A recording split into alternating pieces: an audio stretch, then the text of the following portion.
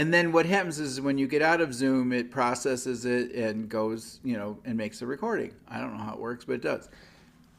There was some glitch. I pushed the button and it just erased it. And there was no, I don't know if I pushed the wrong button or what I did. So I don't have a recording from the last class. My apologies. Um, okay, so teaching points found in Gastikavat. And again, this is like Vago, just start hollering them out.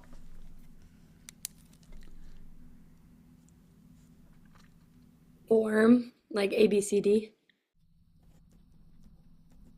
Okay? Staccato. Okay? Anchor fingers. DCL Fine. Circles.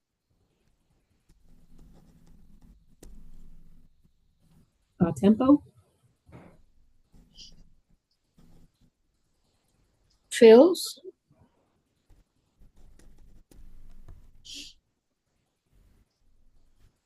Keep going. This is Grace Notes. Double Finger stops. juxtaposition. Sam? Finger juxtaposition. Those of you that are still getting used to my terminology, does everybody understand what finger juxtaposition is? Sam, do you want to explain it to Julia? Yeah, it's like high two, low two in the same piece when your finger moves. Double stops.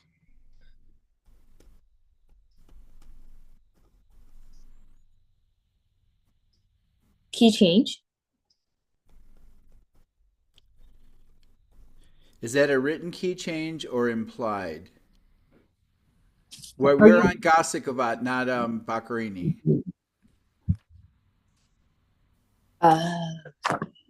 Because I was like, there aren't double stops either.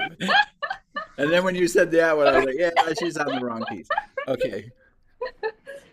There are trills. Well, no, there's really no trills either in Gossip. Sorry about this. Okay. Wait, I'm going to write those on Baccarini so you don't have to say it again. So Baccarini has the trills, double stops, and key change. Okay. All right, back to Gosikavat. Cut time. Hook bows. Say that again. Hook bows. String crossing, skipping a string. Retard.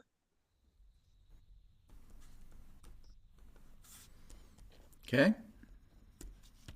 Did someone say pizzicato already? No.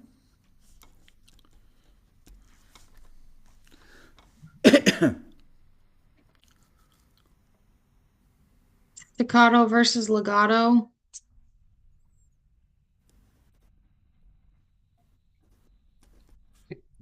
Dynamics. Did we already say that? No. A slur, 4 notes.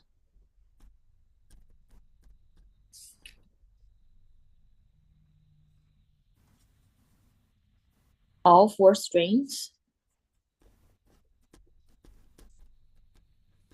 Repeats. Rest.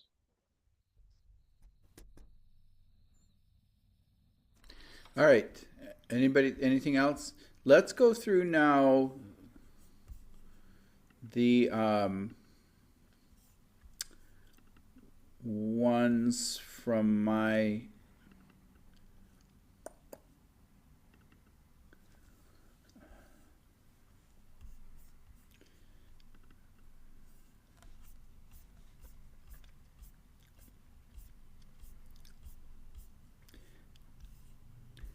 all right.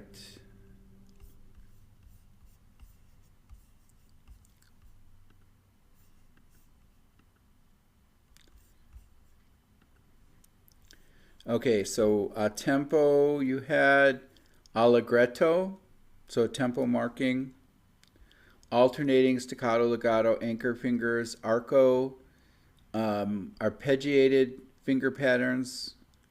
Okay, A low 1 3, low 1 A, so it doesn't move all scale wise. Another stylistic marking, cantabile, circle bows, cut time, DCL fine, dynamics. I have here endurance. Just a lot of times these anchor pieces at the end of the books, especially book 1, 2, 3, 4, 5, actually 2. They're longer than most of the next book. Okay, and that's to also build endurance and stamina. Finger juxtaposition, form, 4 strings, grace note, hook bows, independent fingers going along. Does everyone understand the difference between independent and anchor fingers? So anchor fingers, the first example of an anchor finger would be 1, where you leave the first finger down and you hop 3 across. And independent fingers is, so E, 3 down, 2 down, lift 3, 1 down, lift 2, open A in twinkle. Okay? 16th notes, octave hand position. So this is where we start to really work on the frame of the left hand, where you have this frame in the hand, which then also goes into shifting. Repeats, rests, pizzicatos, retards, slurs, staccato, and string crossings. Okay? So you pretty much got them all. Now, is there, of these, which ones are not found? We'll go through. A tempo, does that happen in another piece?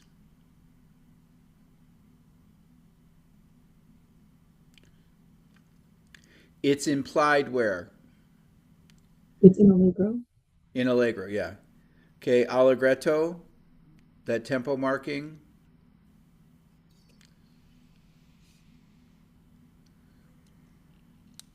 Is it found anywhere else in book 1?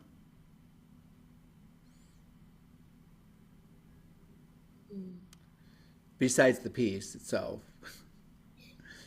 Also in Andantino. Okay, good. Okay, alternating staccato, legato. First time we have that is in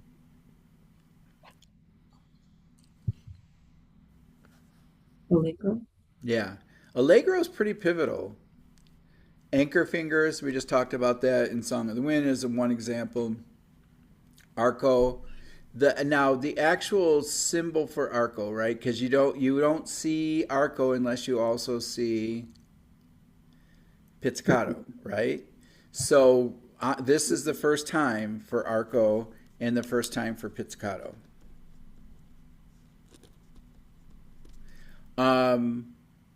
Arpeggiated finger patterns.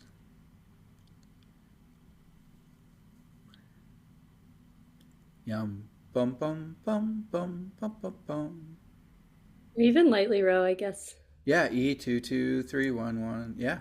Okay. Cantabile or singing. I don't think it happens anywhere else, does it? See, that's the fun thing about this exercise. It gets you back into the book to look at these details. Okay. Sam, you want some coffee? Yeah, apparently I really need it this morning. It was a rough night with the kids last night. Apparently I slept great, but apparently I didn't. So So I don't think there is cantabile anywhere else. Cut time or circle bows, yes. Cut time, yes. DC Alfine.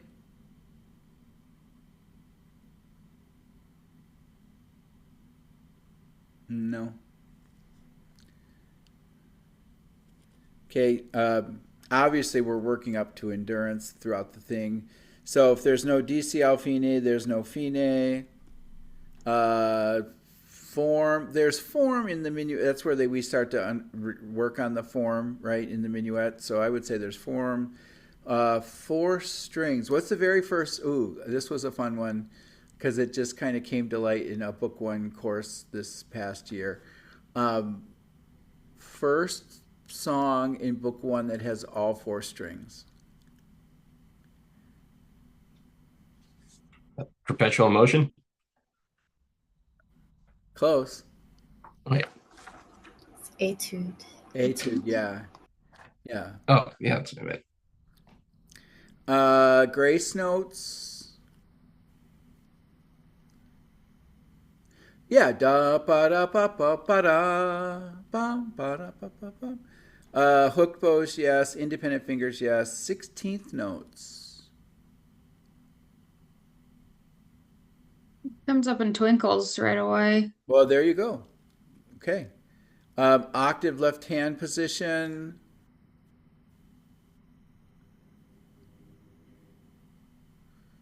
That minuet 2. Yeah. Pizzicato, this is the first time. Repeats, it's not. Rests, it's not.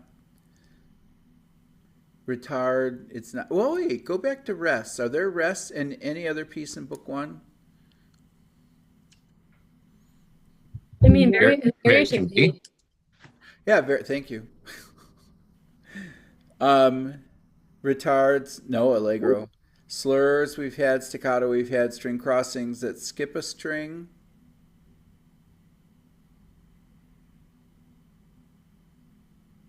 Yes, minuet 2 has string Yeah, crossings. yeah, great.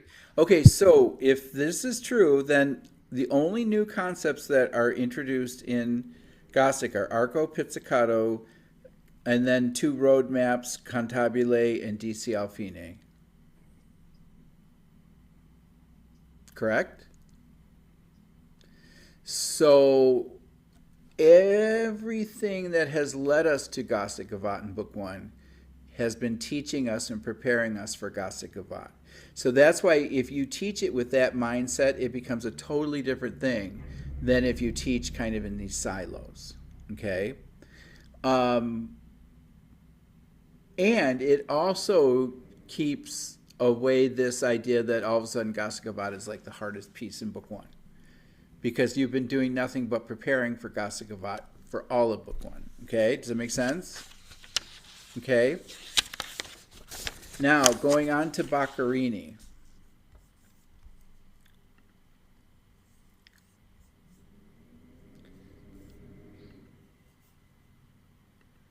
Let me get out the book 2 information.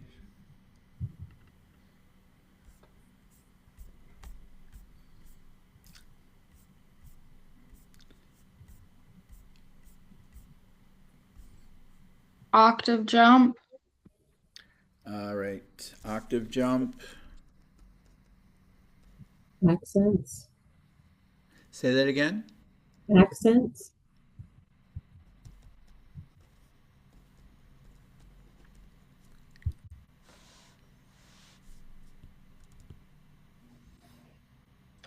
Begins up bow. Syncopation.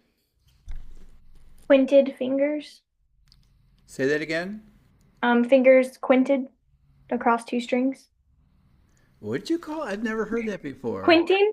I don't, that's what my last teacher trainer called them. Yeah, so like in measure, what is that? Quinting.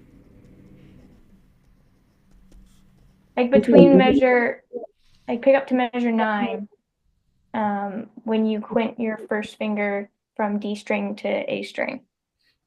Does that mean playing a perfect fifth, or when you actually? Yeah, yeah.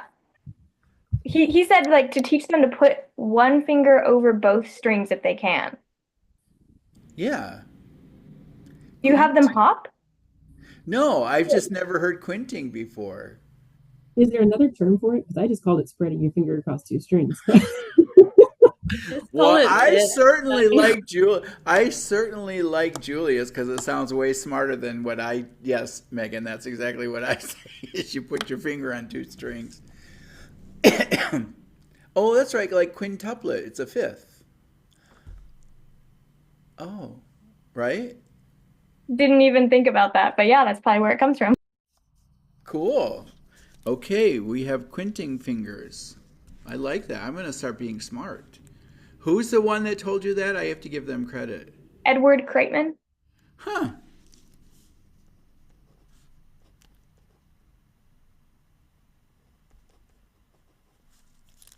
I want to change that. We don't have double stop there. I look at the beret. Okay, I took it out. What else?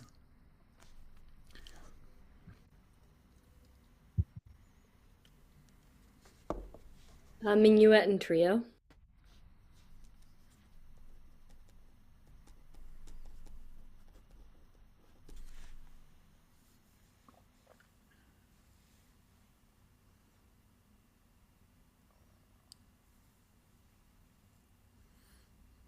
What else?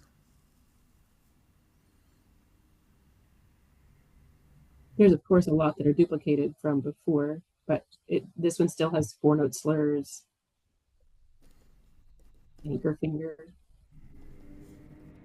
Has scales.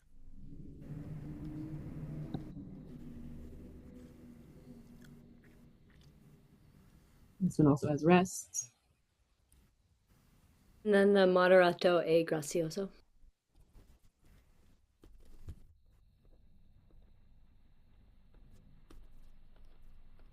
Harmonics, if you teach them to do that in measure 30. Yep.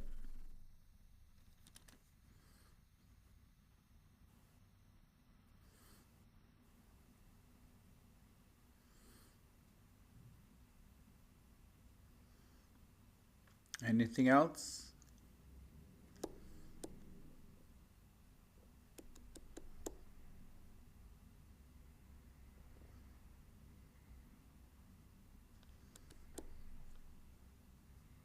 The trill with a turn.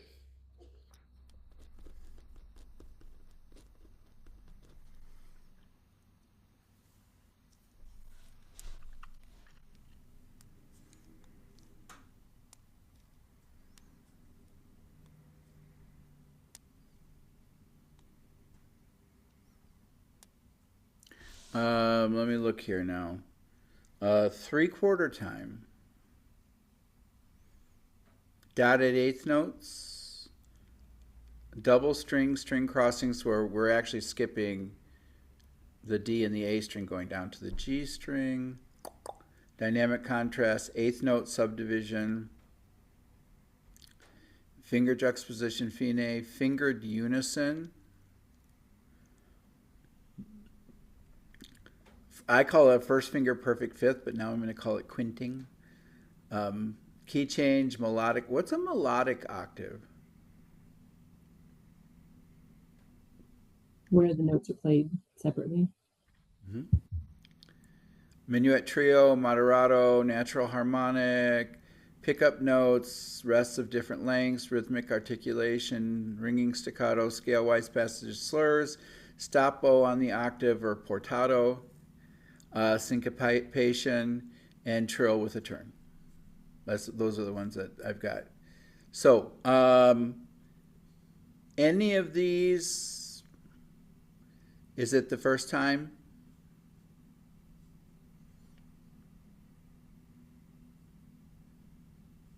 Can they all be found in pieces in books 1 and 2? Is it the first time for grazioso? I think so. Okay. But again, that's what I would call a descriptive term or a roadmap term. Right, So, right. So it's yeah, not a but big deal. oh no, but it's anything else. We've had quint fingers before.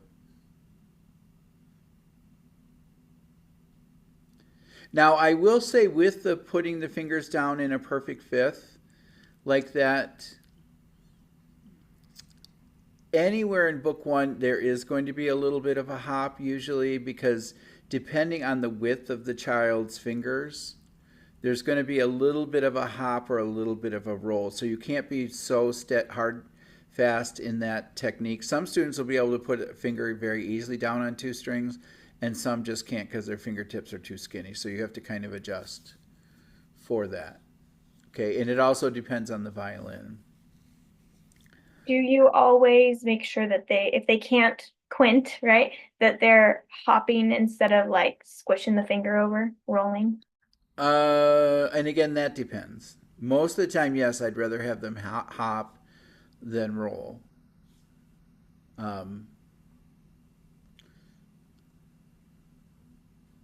Anything else? First time we've had a harmonic? Where else have we had a harmonic?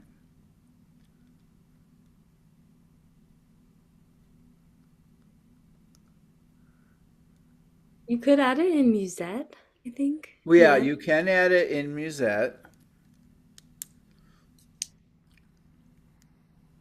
I add it at the end of Witch's Dance sometimes.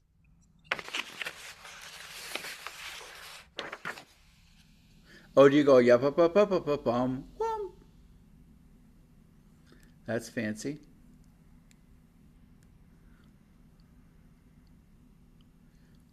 Anything else? So again, really, if you've done all of your homework, right? Most everything in Boccherini has already been prepared. And again, looking back and tracing all of these teaching points through both books 1 and 2, you see this kind of DNA that's built into all of this repertoire. And I think, too, if you're teaching from that way, this idea, Sinan, what you were talking about, is how do the kids remember all these pieces? Because they're being taught them in that kind of cumulative path, and not as, okay, you just learn this piece, and then you learn this piece, and then you learn this piece. So it's not just a series of pieces, okay? And I'm also referring to a lot of those things as I'm teaching them. Oh, you learned that when you played Twinkle. That kind of thing. Okay? So if you haven't done this yet, make sure you fill it all out and then turn it in to me. I think I have 3 of you that still have to do your assignments for that, right? Any question on how to turn in the assignments? We can just email it to you, is that correct? Yeah, just email me the PDFs or, yeah, the easiest is just to email the PDFs.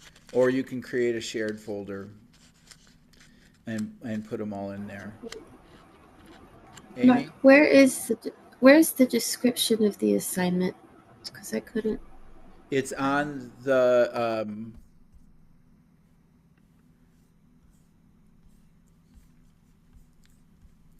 it's in the course schedule and information.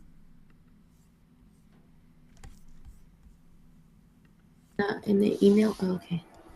It's in the shared folder. So like today was observations 1 through 4 discussion. Oh. And then next week is, actually there's nothing due next week.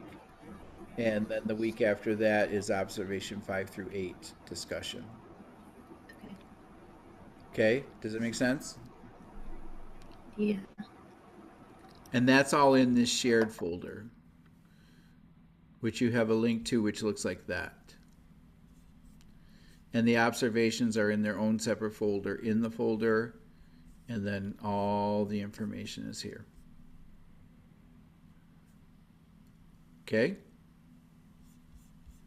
I didn't see the folder. Okay.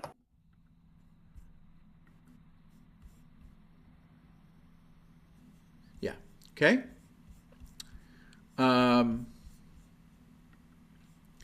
All right, any questions with that?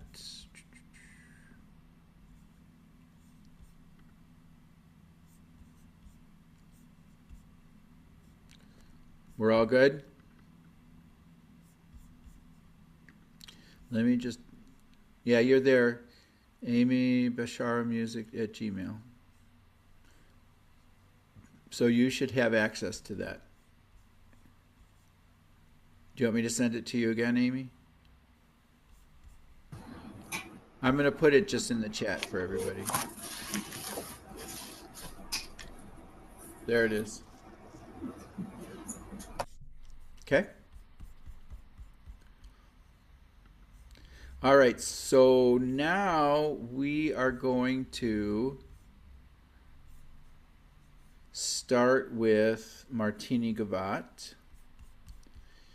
Let's have a listen to Old Hillary. And again, you all know where to find these, at least for the first 3 books. Well, now, because then August and Hedelich did 4 through 6, I think, or 4 and 5. They're all on the SAA website. I mean, on the Alfred Music website, sorry. Okay. So this is Hilary Hahn.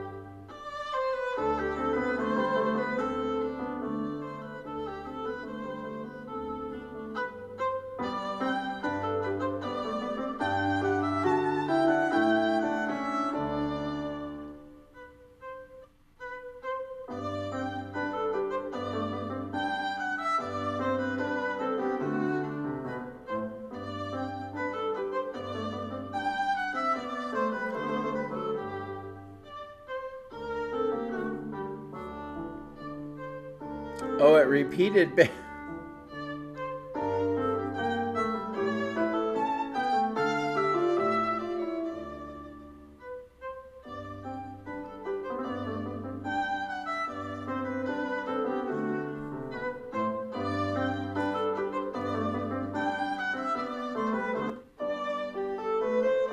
What the heck?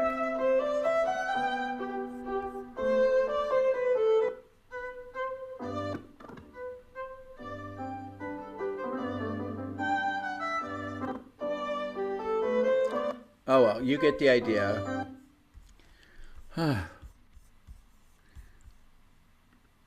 Yeah, when they first came out with those, Alfred only had them signed up with this thing called Purple Player, and my downloads only work with this Purple Player, and it's awful. But now you can actually, I think Alfred offers like 3 different, you can do it on Amazon, Google, and Apple. So I forget, I think Amazon might be the cheaper one.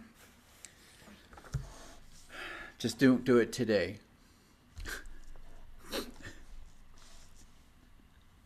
All right, so let's go ahead and I'm going to kind of be toggling back and forth between these, the book 3 information now and the actual pieces in the book. So just again, review list expectations for book 3, technical mastery of the teaching steps, including all fingerings, bowings, tempi, rhythms, and pulse. Bow distribution and techniques are incorporated into each piece, and demonstration of basic dynamics. So that's the base level for a student to get it on the review list. Now, if a student has been doing book 1 and book 2 graduation, the artistic elements will start to creep into the pieces as they learn them. Do you know what I mean by that? You know, the beautiful tone, the vibrato, the exaggerated dynamics. They're just not going to ignore them in a review list piece. But what the review list also gives the student a chance to do is, what am I trying to say? You know, sometimes you just have to concentrate on the technique, the up bows, down bows. And then once you're free in the technique, then those other musical ideas explore. Have you ever had a student that goes right to the musicality and then the technique, it gets lost, like it's out of tune, it's wrong bowings, wrong rhythms, but it's full of bravado and style? Okay. There's an old saying, pardon my French here, but you can't polish a turd. Sinan's like, anyway, somebody else. No, I shouldn't have. I'm sorry. Now I'm going to dig myself in a hole. But so what that means is it can't be beautiful until all the technique is solid, and then you can put in the fancy stuff. But some kids don't. They don't understand that, so you have to really work on that. So, okay. Then graduation list expectations. So technical mastery of the teaching steps to allow for freedom of musical expression. Bow distribution and techniques are incorporated into each piece with the addition of more advanced ideas, i.e. staccato, moving to spiccato, extended use of the bow, and basic dynamics mastered to create musical expression. And Martini Gavotte is a perfect example of this, the bowing technique, because what I see with this piece so many times is, you know, they'll do a flying kind of spiccato on these up bows, okay, before they master the bow distribution of. Do you know what I mean? And so I always start with this piece on the string, and then if it naturally lifts off the string. The other thing you'll see is if they're going to do it off the string, you'll see, you know, and the bow's flying all over, and they're trying to do, I don't do Calais. Okay? So I teach a balanced bow hold that has flexibility, but it's also not finger generated in the bow stroke. The hand is generating the bow stroke. And not, okay? Because I don't think the younger bow hold like that is ready to do that kind of advanced. I don't do that kind of, I mean, honestly, like even in my most advanced students, they have an semblance of a collé like that, but I teach it through the power of the thumb, whereas that's what I teach like up bow staccato with. But it's still the main impetus. It's just like in my vibrato study, is coming from the arm, and then the hand is kind of there helping it along. Does that make sense? Okay.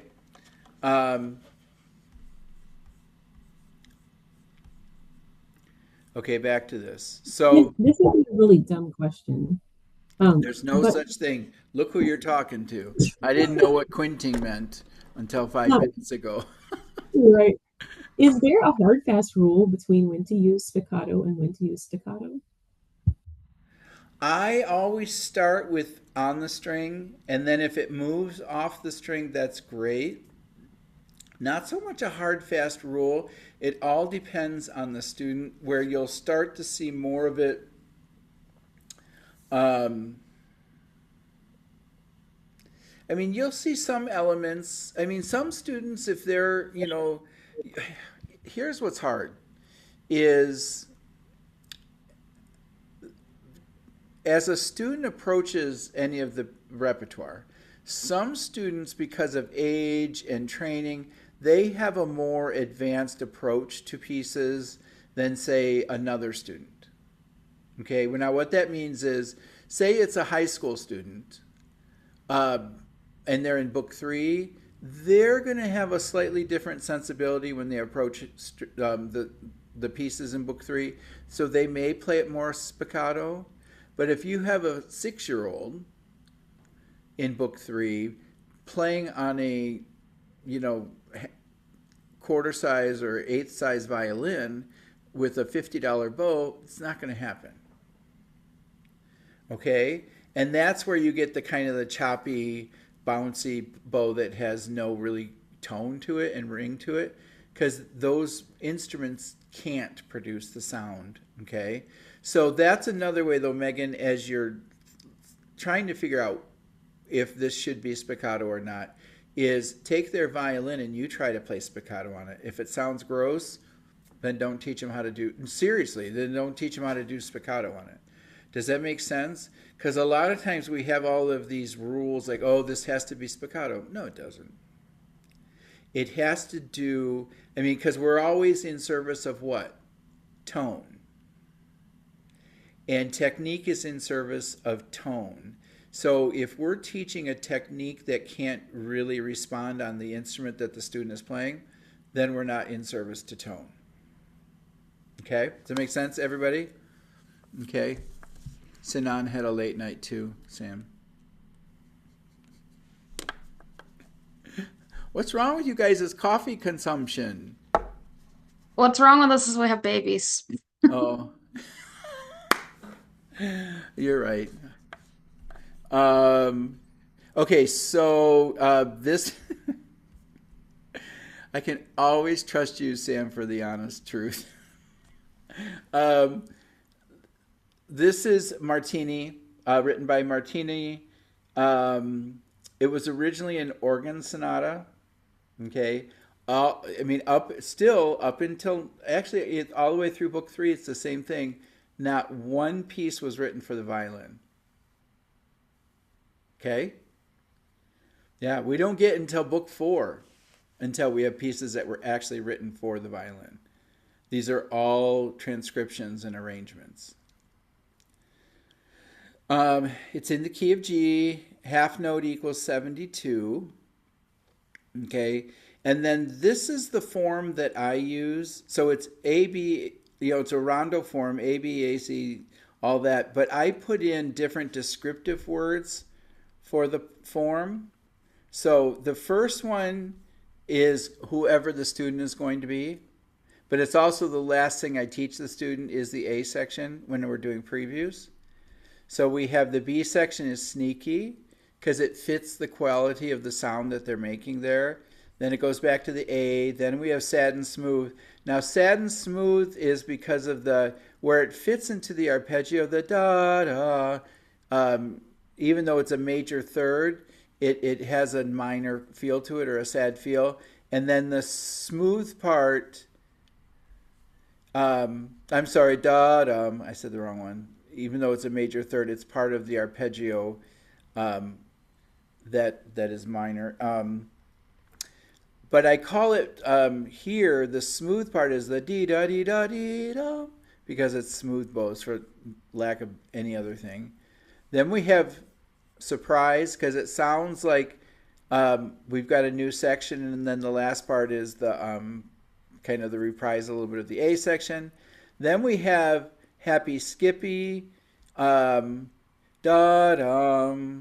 That interval here and here has a happier feel, and it's skippy because of the two slurs, two separates. Okay? And then the last one, for lack of anything better, is Mr. Slur, because it used to be Mr. Separate, now it's Mr. because it was all separate bows in the original editions. Now it's all slurs and it's Mr. Slur. Okay? But when you put these things that actually, what I think, instead of calling it like apples, sunflowers, jelly beans or whatever, it has a direct connotation a direct link to help them remember what the sections are. Because what's the nickname for this piece? Martini Forgot. Okay? So that's why I thought, you know what, instead of just calling them, blueberries and mushrooms, let's do something that really helps them clue. Because like when I say Happy Skippy, my student knows exactly what I'm talking about. When I say sad and smooth, they know. And then, I'll say, okay, which comes first, sad and smooth or happy Skippy? Sad and smooth, okay? So, and this kind of idea of putting these kind of descriptive labels goes even into when we're doing like the endings of Waltz in book 2 and those kind of things, okay? Make sense? So that's how the piece is organized. Here you have a list of, when I did a course of book 1 through 4 overview, one of their assignments was to collect recordings. And this was back a few years ago when before Hillary made the recordings, and then Augustin made the recordings for book 4 through and 5. So we were searching the YouTube for all these. Also, I think sometimes it's really cool to have students look at their peers playing. Now that took a long time to sort out because anything that was not right, I nixed it. Then there's professional recordings, and then there's non-violin recordings. Like this one is pretty funny. There's one simple hearing hack anyone can use to get rid of come tinnitus on. in less than 24 hours. You may not know this.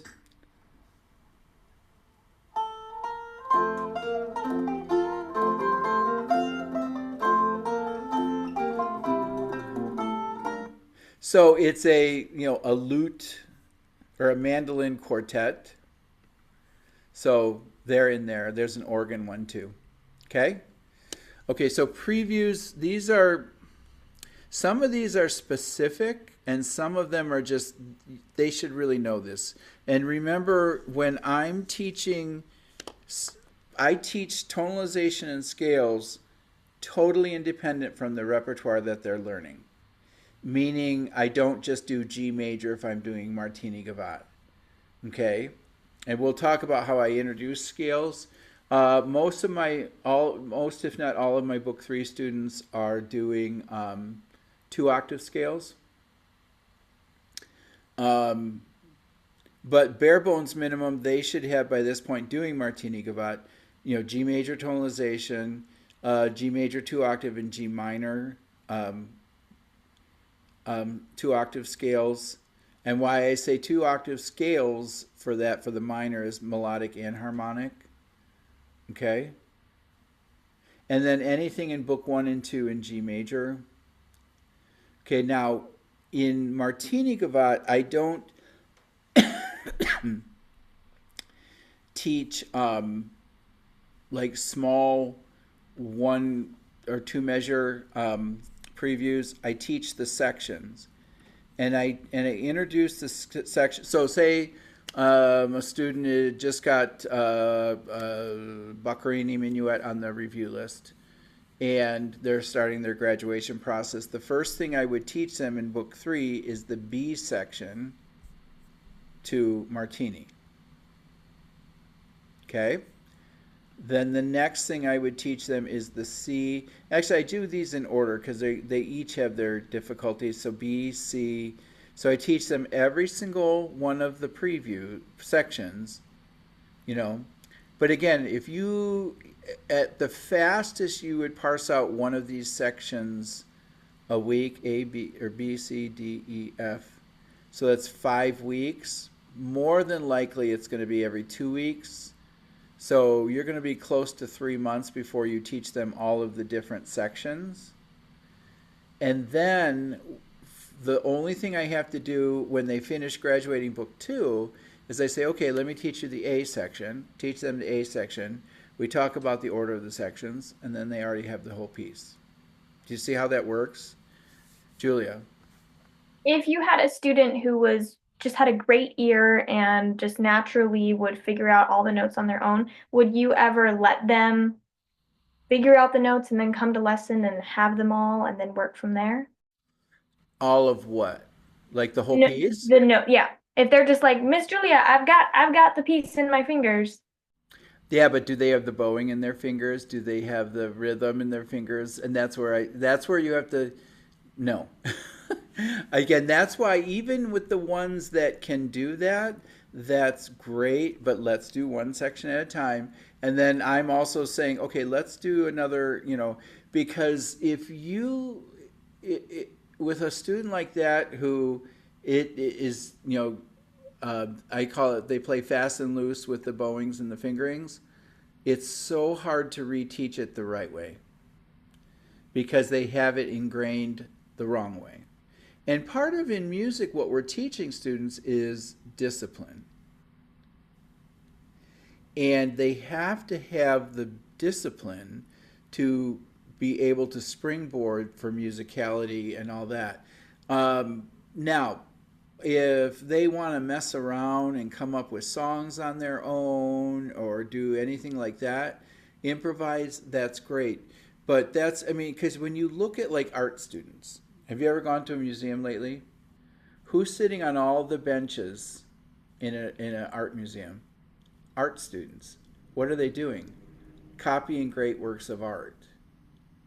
They spend hours and hours and hours copying great works of art to learn the discipline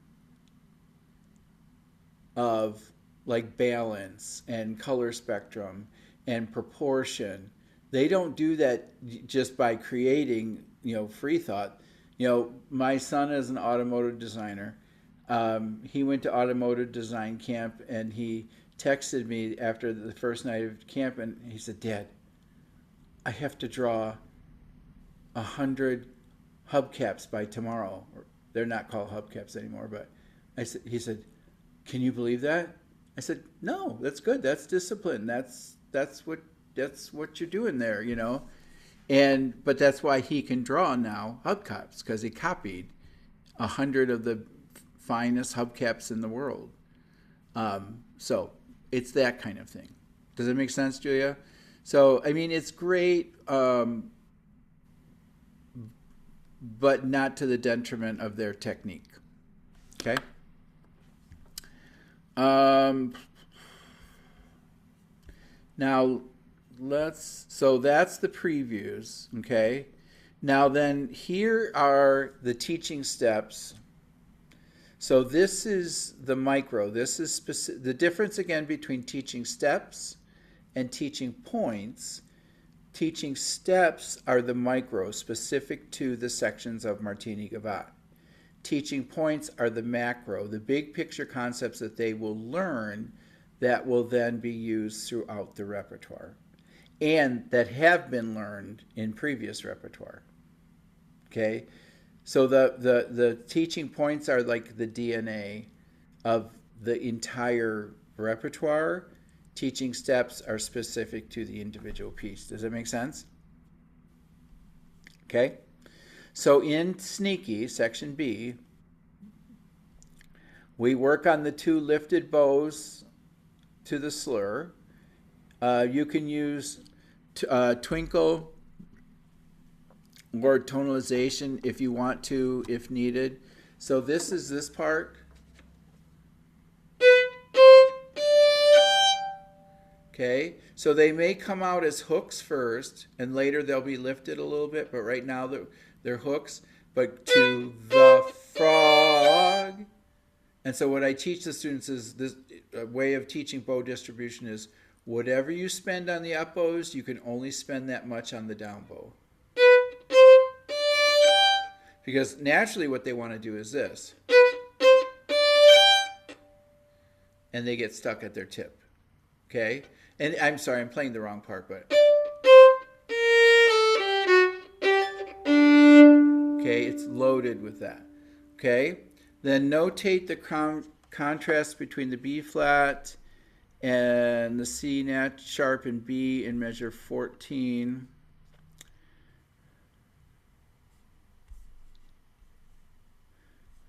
So we have B flat, and then here we have the C sharp and B, natural. Okay, and this again is a great example of finger juxtaposition because you're going from the low ones here to the high two, to the low twos, high two, regular one, low two, low one. Okay, so it's all over the place. So you really have to have a lot of flexibility in there.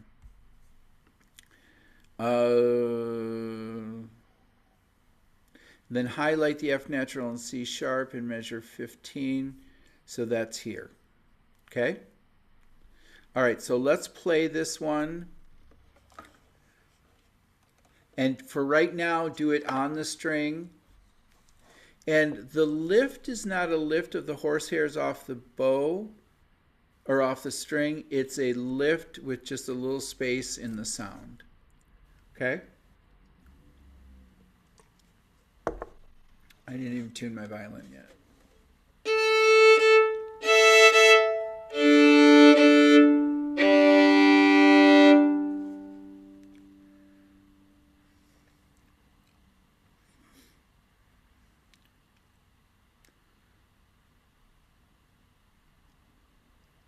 You guys good?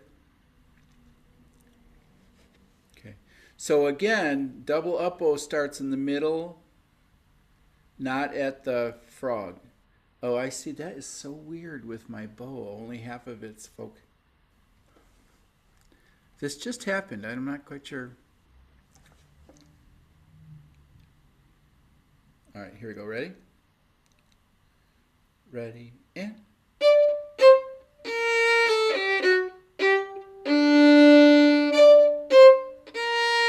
to the frog.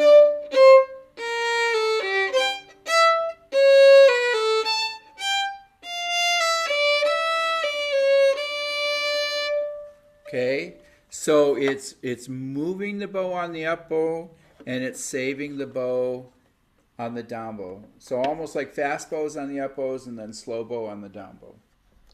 Okay, for the bow distribution. All right. Now let's go to sad and smooth.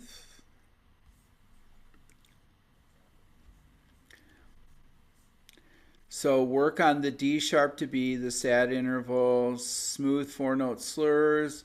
Work on placing tall fourth fingertip in measure 24. Okay, here. Where's the first time we had to place a tall fourth finger?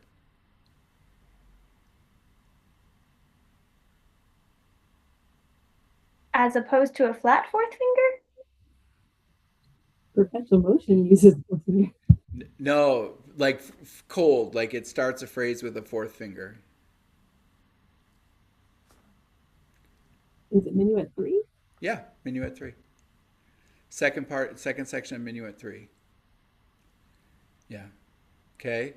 So again, if they're having a hard time with that, go back and just say, hey, play that part. You know, if they're going and everything's squashed and gross, say, hey, can you do this? They're like, oh, yeah. It's like, it's the same. So they've already, sometimes all you have to do is remind them they've already learned that technique. Okay. But now in order to have that ability to remind them that they've already learned that technique, you have to be able to have the knowledge to know that they've already learned that technique. Does that make sense? Because then you can truly... Also, then this really gives power to review because there's a purpose for it. It's not just playing through the pieces, right? It's using those pieces to teach the new stuff. Okay? All right? So we've got that. And then it's the D sharp, the... And then the low one. Okay, so sometimes I will just isolate those two. Okay. And again, here I'm not whole bow. Have I talked about, but well, in bow distribution wise, we have the frog, we have the tip, we have the middle. We have the frog side of the middle. We have the tip side of the middle. 90% of where students play are here, between the frog side of the middle and the tip side of the middle. Rarely do they go all the way in book 3 to the tip still. Okay? And especially based on, when they got a different violin, all that size stuff. Okay? All right. So let's try it. So here, maybe just a little bit towards the tip side of the middle. Okay. Ready, go.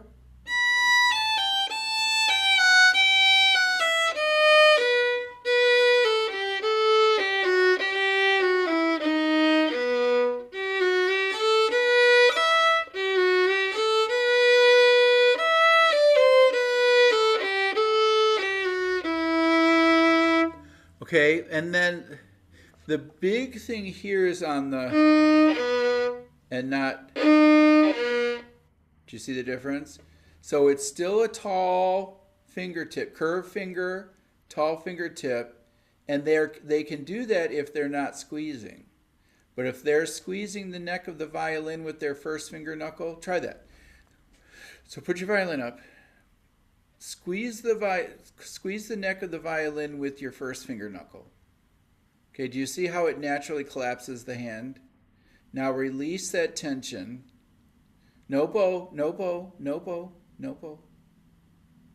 And do you see how it frees it up? Just the first finger. Yeah. Squeeze. Release. Okay, so that's the feeling. And so sometimes when you have a student that's squeezing like crazy, if you just say don't squeeze, that doesn't really mean anything to them. So you have to show them the difference. So sometimes I will say, okay, now squeeze like crazy. Now let go. Squeeze like crazy. Let go. Can you polish the fingerboard with your first finger and keep that first fingertip tall? Try that. Just a little bit. Okay, but now also when I'm doing it, I'm not moving my thumb. My thumb is stationary. Yeah, it's hard. I still see some of your thumbs moving. Yeah. Okay? Yeah, good. All right. We just played that, right? Okay. Now let's go to the D section, or the surprise.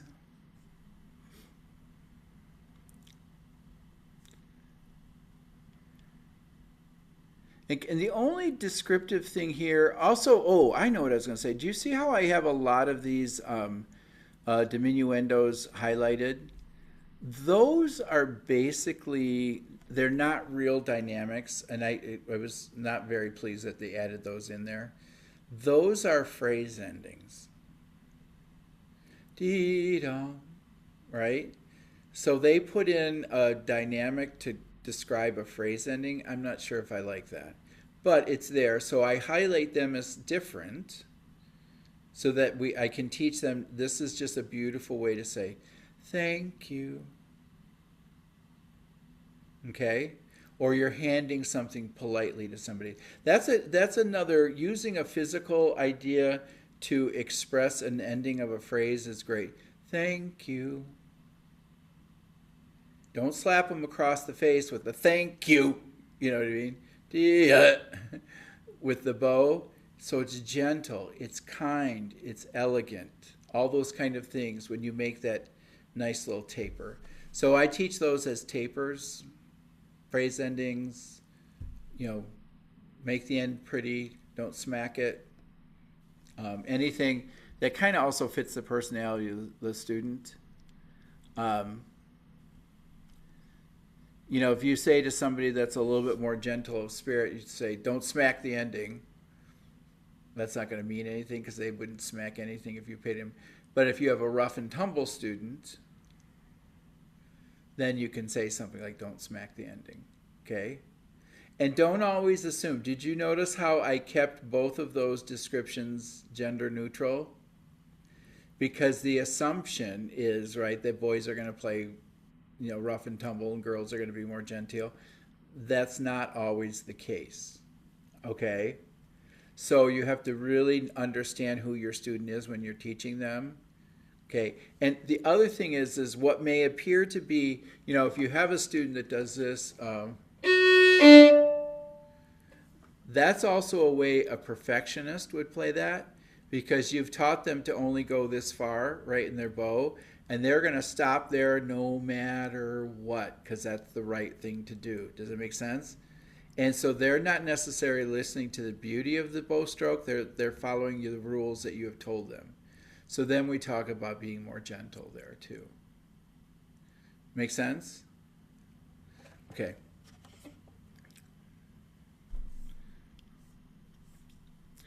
Let me see if there's anything else in surprise. Oh, in 41 and 44. Oh, here I changed these to all open strings. And I get rid of the 4.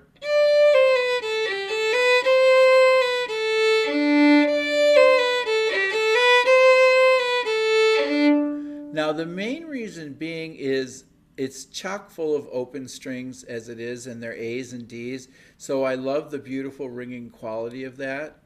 So I don't want that 4th finger to stop the ring there. Okay?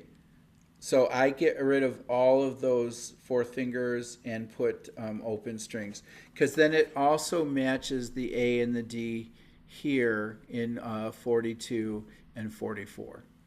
Okay?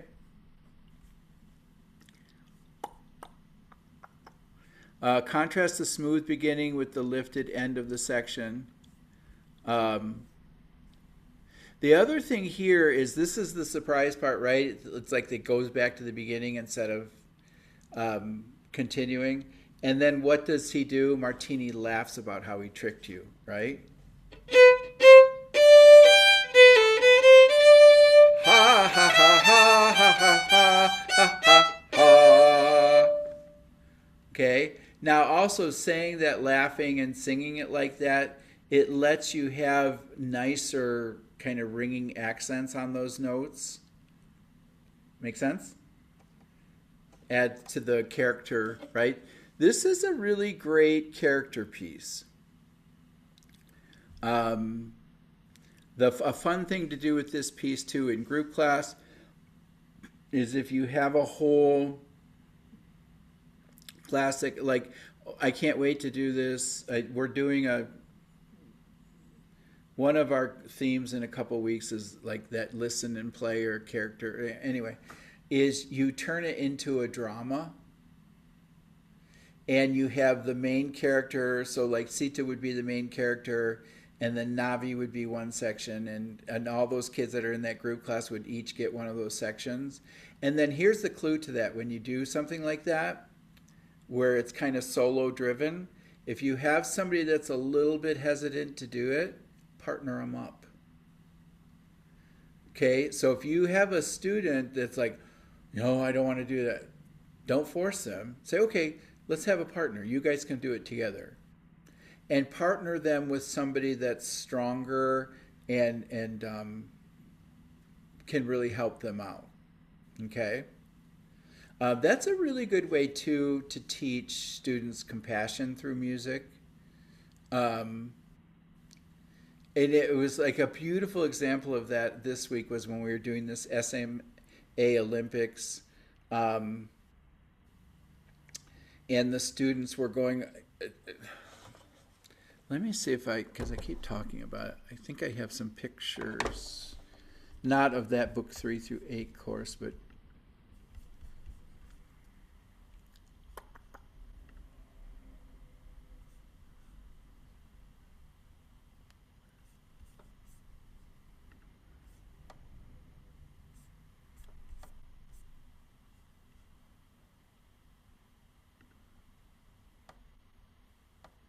Oh, I know where I can find them.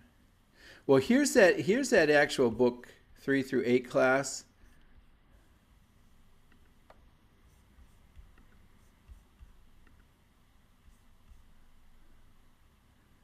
Right? Isn't that cute?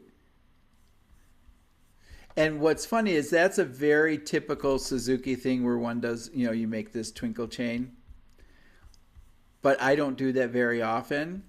And they just thought it was like the coolest thing in the world. But Elizabeth on the end,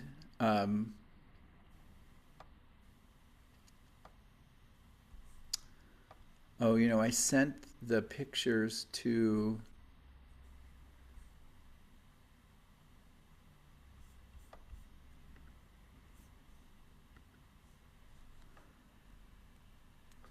Let me see if I can find them in my junk. My computer is a 24 gig computer, and so I'm at like, I keep going back. I have to delete stuff to keep using this stupid computer. There's nothing in there. Okay, I can't show you. But so imagine like this whole room behind you. There's activities on the wall all around, and it has these different things that they can do. So anyway, with the book 3 through 8 kids, I had Elizabeth is the taller girl on the end. She's a little bit more socially awkward. And so, but what's so cool about these kids is, you know, they've grown up with her. And so I, without even saying anything, I was like, okay, Wes, you and Elizabeth, you know, you two go together and you three go together. So I paired them all up and they were doing their things. Wesley and I mean, it just was beautiful to watch them work together.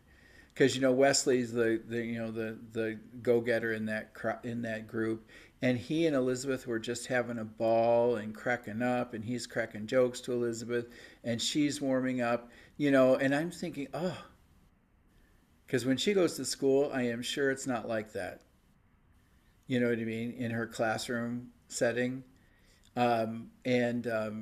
So she comes out of there feeling like $1,000,000.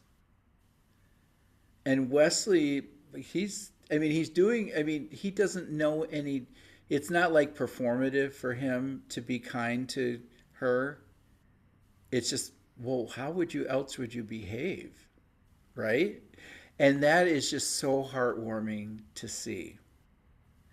And this is when those things that you look, when you see those things in students that you teach, that's what makes it worthwhile. Not the up-bow, down-bows, not how well they play, but the character of their hearts and how they treat other human beings. And that's when you realize that what we give them in music is that ability, more than getting into advanced repertoire. Does it make sense? Because at some point I could give a rip how they play. I am more concerned with how they treat everybody else around them than any up or down bow. Okay? So, get off my soapbox there.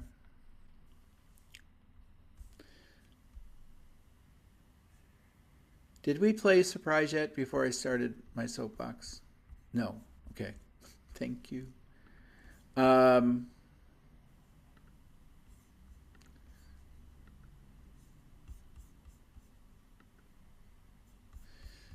So change. Oh no, we were talking about. That's right. So we did all that. Now we have to play it. Okay, here we go.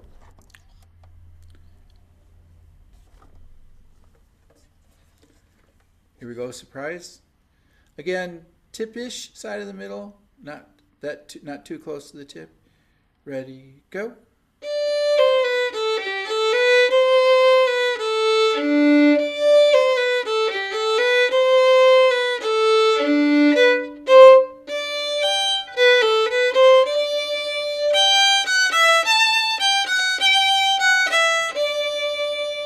Now, in many ways, this is not easy to get both of those open A's to speak. Here's the best way to teach a string crossing. Ready? Put your violins up. And you're going to play just a D and A double stop half note.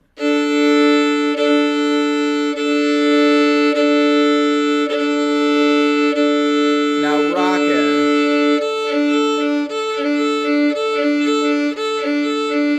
Flatten out the arc. That's all. So you take double stops, turn them into string crossings, and that's how you teach that.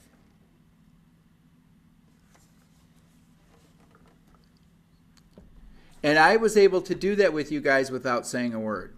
I mean, I described it afterwards, but did you see that? Because the minute you talk about all that stuff in the, give them your doctoral thesis, you've lost them.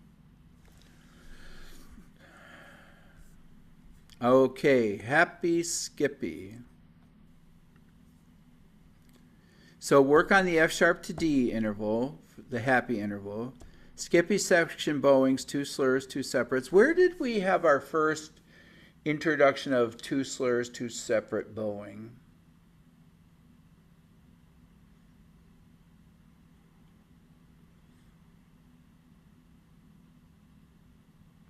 Maybe Minuet 3? Yeah. Yeah.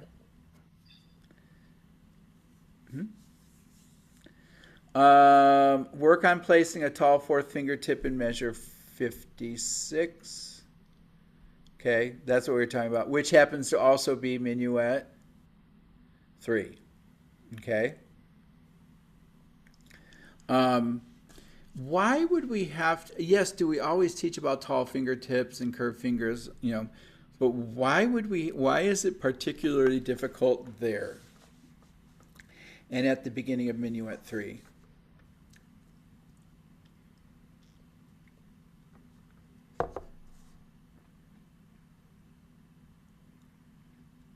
Why do you think?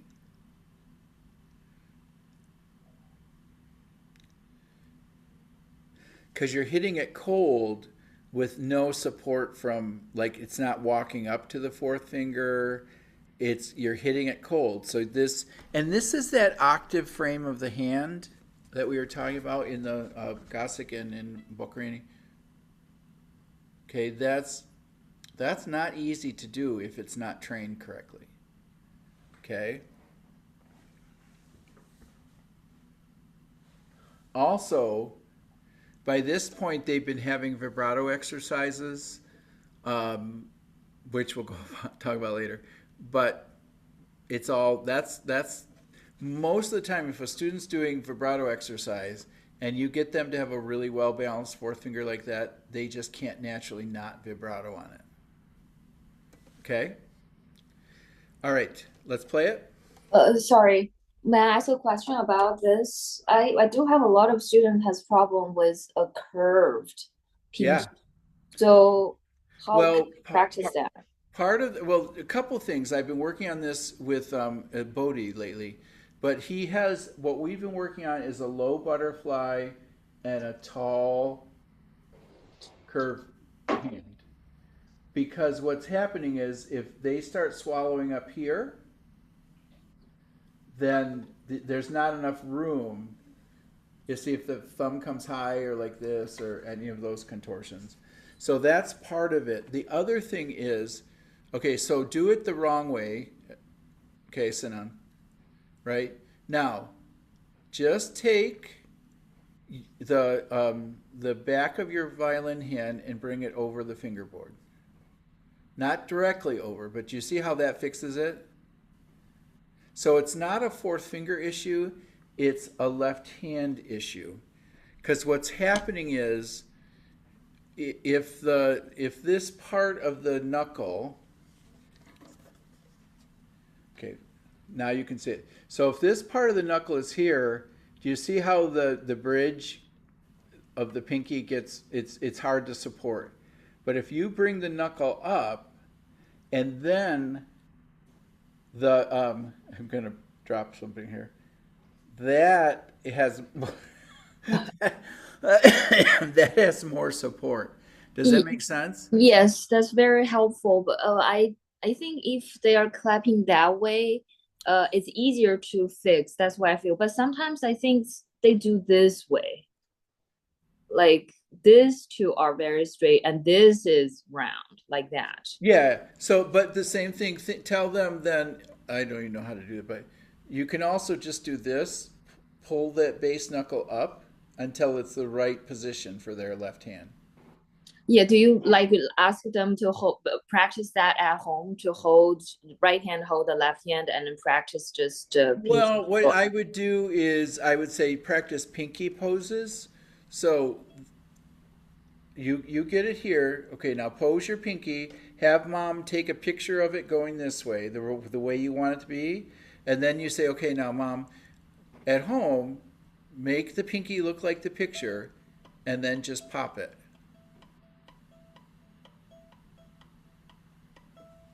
And then you can drop it, pose it, pop it.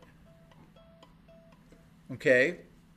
Okay. So things like that. But they have to have a visual image of what that's supposed to look like. So that's why you have to I take a think picture of it. I think the thing I tried with my student when they not pressing down the string is fine, or they are doing that on different place. But when they try to, Yeah. Well, see, the reason why it's more difficult when they press down is there's a point where, like, I'm pushing down on my thumb, but I'm also pushing with these digits where the bone is kind of pushing down on the bone. If I come over a little bit too much, that's when it collapses. Do you see that? So I'm using, in order to do that, these two bones here are pretty much pushing down on top of each other.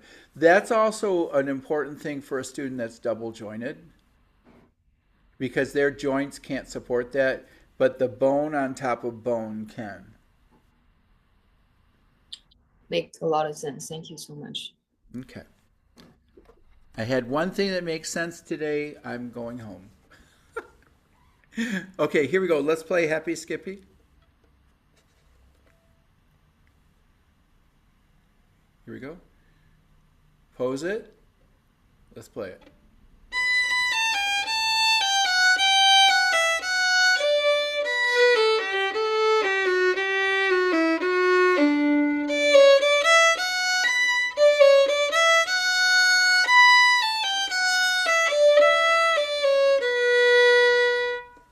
Okay. Now, also understand, have I said one thing about dynamics yet? I've talked about phrase endings, but not dynamics. When we now put it together, that's where you start.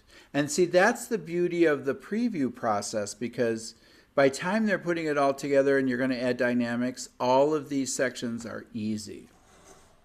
Okay? Now let's do Mr. Slur. Work on tall fingertip placement of the F naturals and the G sharp. Use the top fingering. Now, all I have in here is the top fingering because I whited out the other ones. Okay? So let's try that. And then, Sinan, we can get to your next question. Did you have another one? Okay. Here we go. Again, middle, tip side-ish of the middle. Ready, and...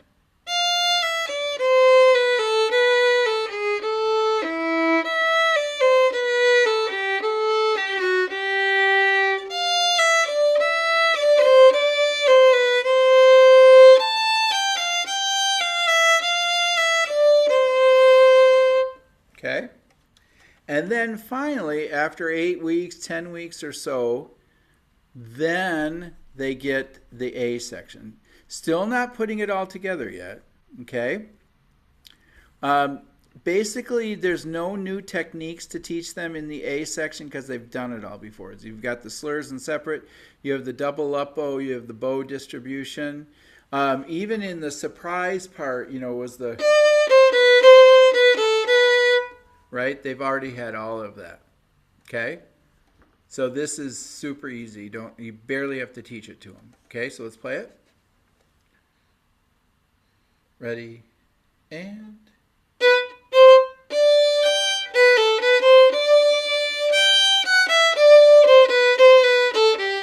Sorry.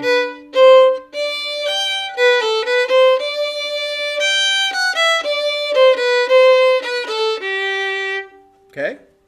And that's it. All right, Sinan, you had one quick question? Yeah, just quick question for that pinky again. Do you recommend them to have the third finger down to support the pinky for the practice? It depends. It depends on the shape of the child's hand. Okay? And a lot of these things, I keep saying we're going to get to it, but A lot of these left hand issues get taught and fixed through vibrato exercises. Okay? So a lot of these things I see fixed when I'm working on the vibrato with them.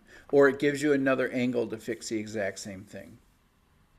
And who doesn't want to do vibrato? So if they're doing something that's going to impede their vibrato, they're going to fix it because they want to be cool. Okay? So I go all in for the peer pressure at that point as well. I'm just joking a little bit. Okay, not really. Let's take 5, and then we're going to come back to the Petzold minuet. Okay? All right.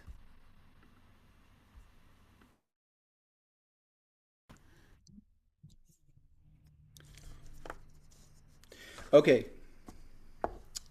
So we're on to the Petzold minuet, and let me give you, there's a whole, oh, I forgot, as far as teaching points in the Martini,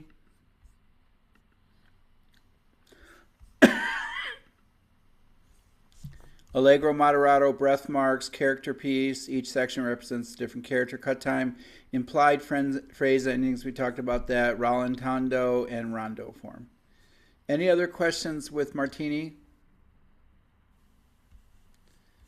You're good? Okay, so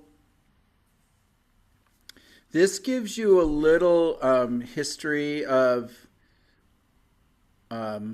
who Christian Petzold was. I'll let you read through that.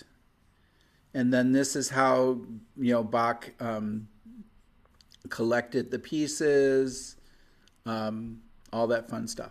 Okay? So basically what happened was Bach just collected these pieces for Anna Magdalena. This one, and not all of them, some of the natural historical assumption was that he wrote them all. Well, that's not true. He didn't claim that to be true as well. This one particularly was written by Christian Petzold, and then over the years it was attributed to Bach, even though he never did that, so he didn't steal it, And the guy did not need to steal any music from anybody. And now it's been reattributed to Christian Petzold. Okay? So let's listen to it.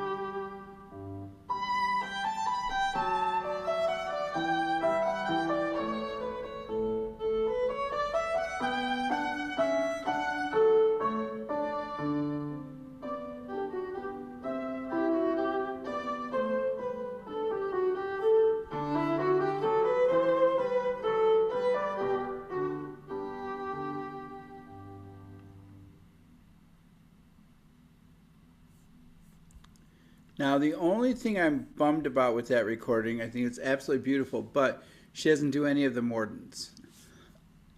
And I teach it with all of the mordants. So, and we'll talk about why in a second. Okay, so the form is minuet 1, minuet 2, performance order. And if you look, I put the performance order up here on top of their music as well for these longer pieces like that. Here you have some student recordings, some professional recordings. There's a guitar one, this one's a fun one, oboe orchestra and Baroque dancers. I also heard, and I'm stealing this idea. I think I told you my students are performing a year from March in Carnegie Hall, and I heard this really cool. But we're taking violins, cellos, classical guitar at mixed levels. So I thought, okay, and parents want their kids to play on Carnegie Hall stage. They want to play for like 5 minutes, and then let the more advanced kids play. And that's very fair, very valid. So I'm doing a lot of arranging so that everything is multi-level. And anyway, I heard this recording and it was so cool because it was this Petzold minuet, but performed in that way, almost like a soli canta or soli what's that called? Anyway, so like the first repeat is going to be, when they did this on the recording, was one instrument or one instrument group, and then when they did the second repeat, it was more of a combination. Then in the next section, the same thing. So each of the 4 sections will feature on the first time through the instrument group, and then the second time will be everybody. So I stole that idea. But of course it was on the radio and I wasn't paying attention to who was doing it, but it was very cool. And in a way that in a lot of Baroque performance practice, that's what would happen, which is another reason why I want my students to learn those mordants, because in Baroque practice, like this, if you boil it down, the simplest form of Baroque practice is, and that's why there's all these repeats, is the first time would be plain and the second time would be fancy, where you would see all of these mordants and runs and scales and all the flourishes. So we're going to do that instrumentally and not necessarily with all the flourishes and stuff, but I might add a few things for the more advanced students on their time to shine on that one. So. Can I ask a question? Yes. $5 actually. Mark, do you ever get into the historical context of the pieces with the kids? Sometimes, yeah. I mean, not to the depth that I'm talking with you guys about it. Yeah. But now, when it comes to the no would be like Baroque practices. Like I don't. I mean, they're in this repertoire to be performed in a classical nature, because that's basically, we are teaching our students how to play violin from a classical context. We're not teaching them from a jazz context or a Baroque context. We're teaching them basic, solid technique, which is from the classical era. Mm-hmm. Because that's where our instruments come from, which is why I don't teach violin on electronic violins as well. But I mean, those are the two sides of the spectrum that we don't really talk about.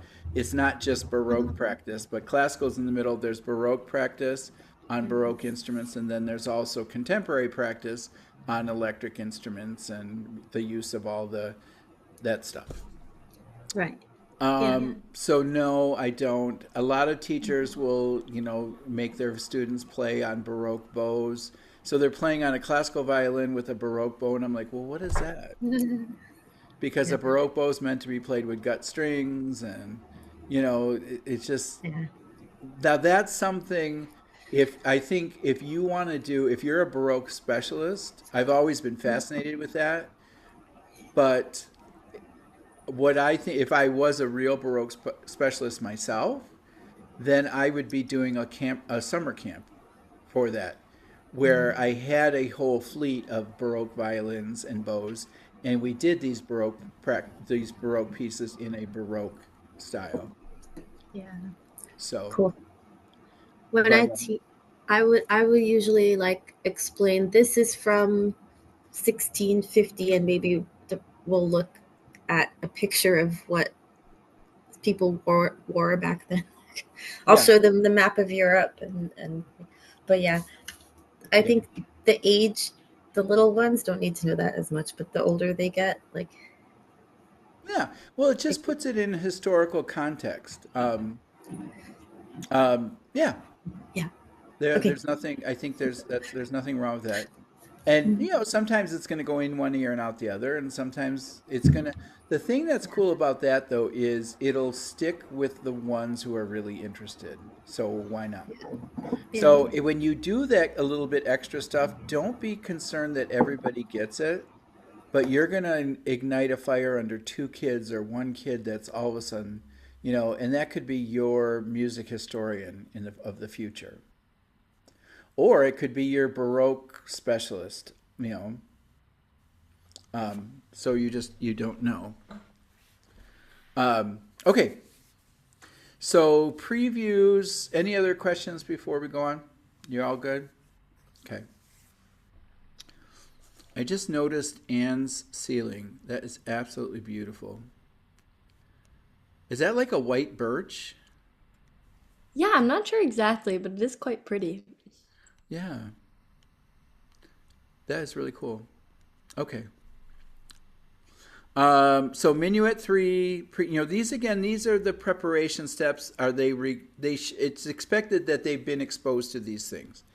That doesn't mean when you get to Minuet that you do all these things. Does that make sense? So, obviously Minuet 3 in Book 1. B flat and G major, G scales, G minor scales, tonalization.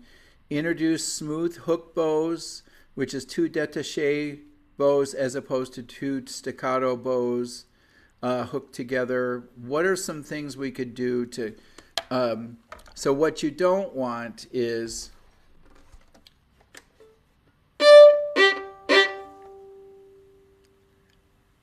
So what's the easiest one to review if you're trying to go for that more détaché hook bow?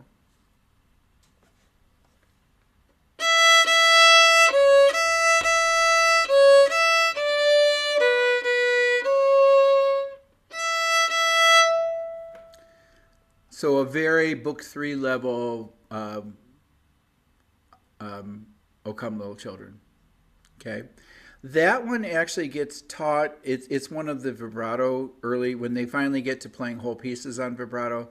That's one of the ones I teach. So it just, that sensibility of doing those hooked bows without making them staccato happens during that. So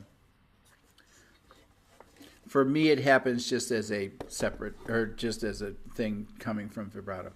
Okay, now the big preview, there's a few. This one does have smaller previews besides whole sections. So the first one, and I have very technical terms here. It's measure 27 and 28, and it's this. Hop, hop, touch, touch, squish, back, A. Okay, it's written out clearer in the preview, but in the music, that's this really teeny right here. And what it is, now see here, this time, Julia, it's not a quint fingering, but I do want them to hop it. So hop, hop, now touch 2, touch 1, squish 3, back. Okay. And we do that separate hooks and slurs. Okay. So now try it once with no bow, and I'm going to holler it out, okay? So pop your 3 on the D. And do you actually hop the first third finger? No, but I just say it. So we go hop, hop, touch 2, touch, tuck 1 underneath, touch, squish, back, A.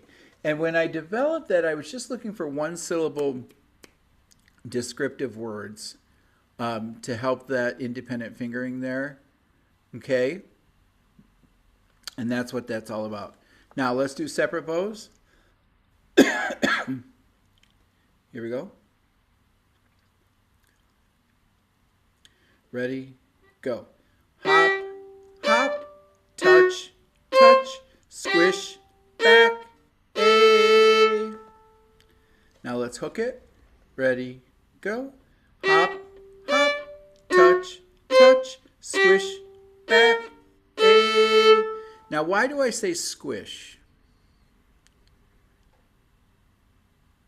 Close half step. Yeah, because you're putting that third finger right on top of the F sharp. Why do I say back? Yes, to prepare the first finger pulling back to the B flat. Okay, now let's try it slurs. Ready? And.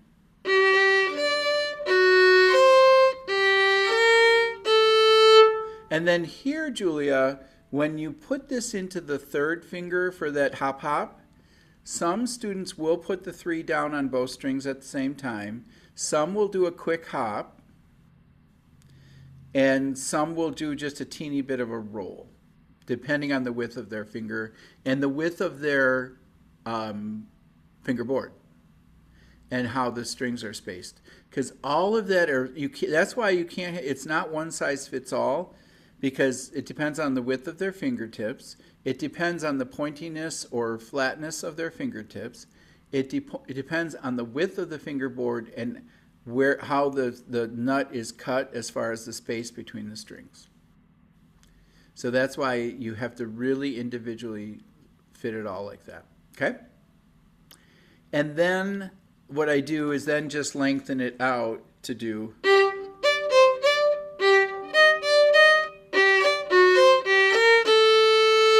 Can we try that? So it's adding the 2 measures before. Ready? 1, ready, go.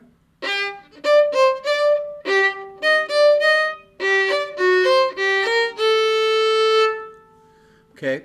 Now the other thing, again, if you think about this kind of week or the introduction of these previews, the first week you might just do separate bows there.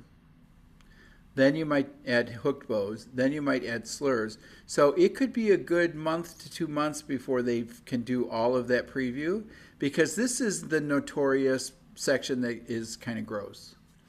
But if you take your time and break it down into these steps, it's actually easy. Okay, the next preview.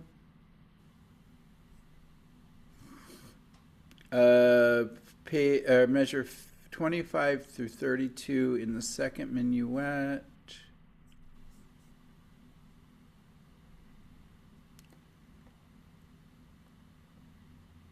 Oh, that's actually putting now together from where we had started all the way to the end. Okay, so let's try that.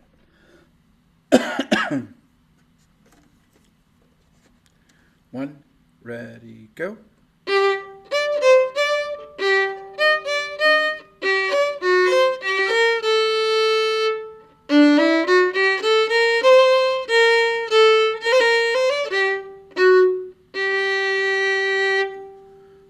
Okay, and then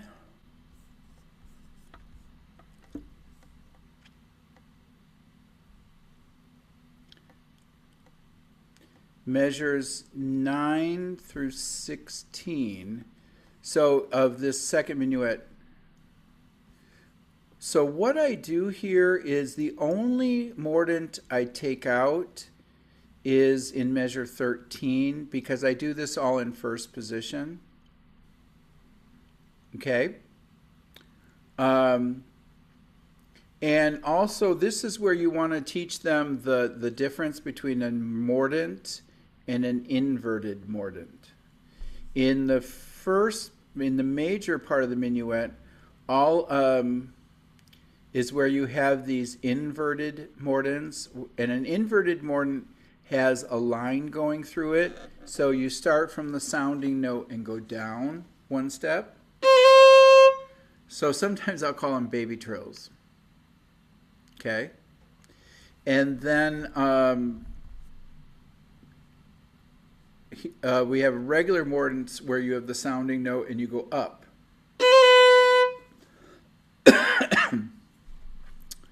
And then we go to the preview.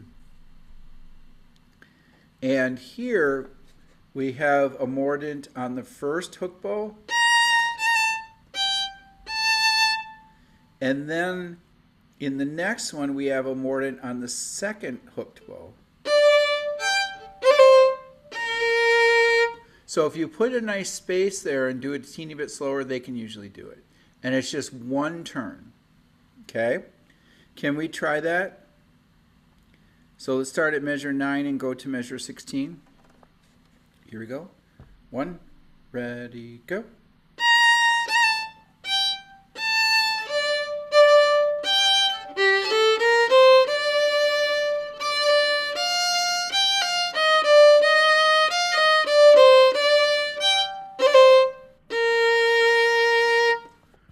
Okay.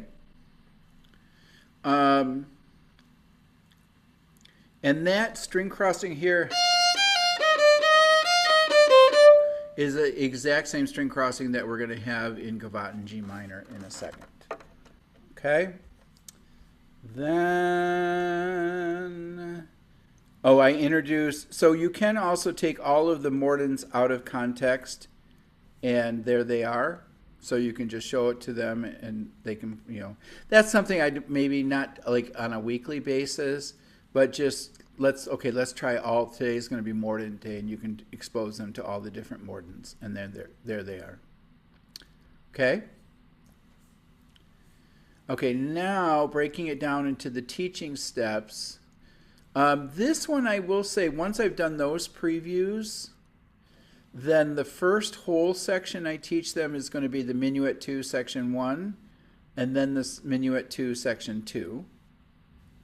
Okay, then I'll do the Minuet 1, Section 2, and the Minuet 1, Section 1. Also starting to kind of prep their practice for start with the end first and then go to the beginning. Okay, which is a practice technique I use all the time, even through more advanced concertos. First thing I teach students when they learn a concerto is the cadenza. And then we go back and learn the end, and then we work our way back to the beginning. Okay, so I don't ever teach a concerto from the beginning to the end as well. Okay, because and students are like, why can't we do it from the beginning? And I say, well, what does the audience hear last? The end. What does the audience remember? The end. So we better have that really, really good. And it's also this idea, too, that that's where, their best concentration is in the beginning of the practice, not at the end of the practice. So if we're always starting at the beginning and working to the end of a piece, where are we giving the best concentration? Always to the beginning and not to the end. Okay? So that's why I do that. But right now, we're just going to go in order just to make it easier here. So in Minuet 1, and when I talk about Minuet 1, it's not in context to Book 1, Minuet 1. It's the first minuet of this Bach or Petzold minuet in Book 3. So in Minuet 1, Section 1, incorporate the mordents, work on a graceful style, and you can kind of hear that change in character with the accompaniment. It's much more elegant. I always, it's like a little bit more melancholy in a way. I love that. So, okay, so here we are. Also with the Con Grazia, which gives us a little clue as to what it is. Okay? So you see the biggest thing also with the mordents is a lot of times, who can tell me what I'm doing wrong?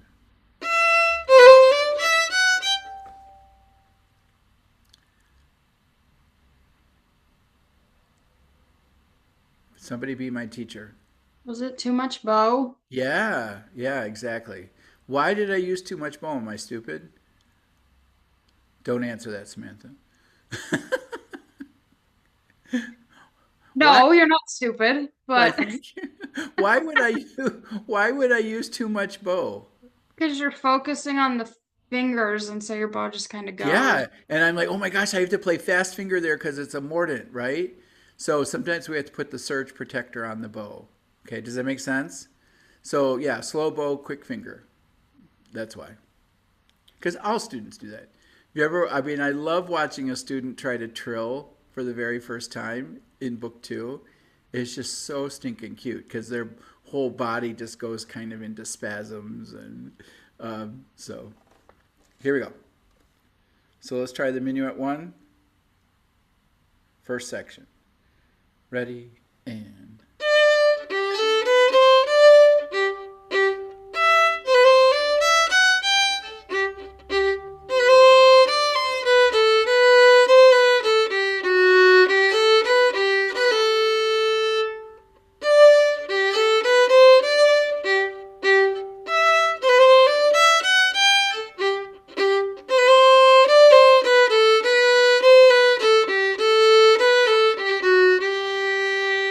Good. Oh, and I wanted to show you a document here, especially because I had one course that I was teaching where it was like I had just like some Baroque specialists in there, and they were not going to give up on all these ornaments and all the rules. And what I honestly, what's funny is what I found is because, you know, whether you approach it from above or below and how you resolve all this kind of stuff that they talk about. And I said, can anybody show me 2 of these treatises that agree? And they're like, no. I said, well, guess what? Do what sounds good. That's the basic idea here, because depending on what treatise you've been exposed to, that's what you see as the truth, and it's not. Because there's an equal 5 million page treatise that disproves that. So, but then I found this and I thought, okay, this is exactly what I needed. So this little guy here, he tells you, he calls it upper mordant and lower mordant. I call it regular mordant and inverted, but it's the same thing. All of the different things. So, and he's in your folder. And so this is a great one, like Amy was talking about. This is a great one to share with your students. It's right on my mental level of a 10-year-old, and it's perfect for your 10-year-olds. So, yeah, because the thing is with music like this, as it gets more complicated, sometimes it gets scary for children. Because and it gets scary for teachers to teach because they don't know what to call it. So what do? If you don't understand something when you're teaching, you ignore it. Well, that's not helpful for anybody. Okay? Whereas this gives you a little bit of a better idea. And it's cute and the kids are fun with that. So, and you really, honestly, you don't need to know much more than what that little guide tells you. Okay? All right. In the second section of the Minuet 1, again, we're talking about that tall 4th finger placement. Be consistent with your fingering here in measure 28. And I put both of them in there. Here.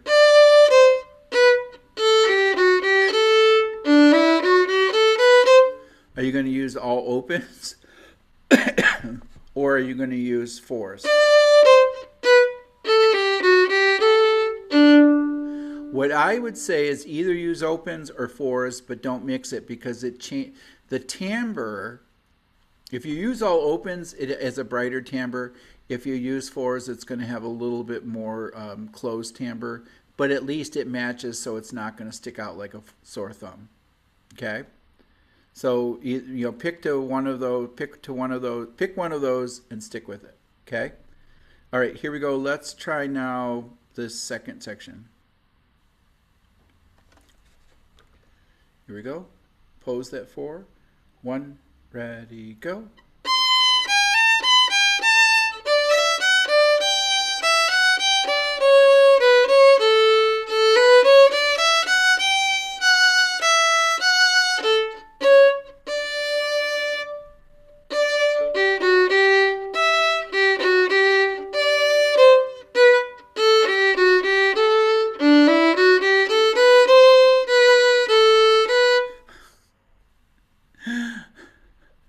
realize what I just did? I did open A on the first one and fourth finger on the second one. And then I forgot the mordent. Okay, let's try it again. My fault. 1, ready, go.